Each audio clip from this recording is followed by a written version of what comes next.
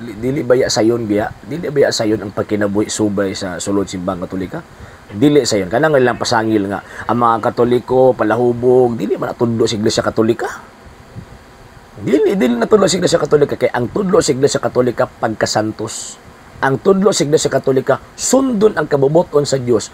Ang tudlo sa Iglesia Katolika Apostolika Romana kinahanglan lahutayon ang grasya nga naa sa kalag pinaagi sa gitawag og mga sakramento dawaton taga-adlaw. Syempre may mga maayong buhat.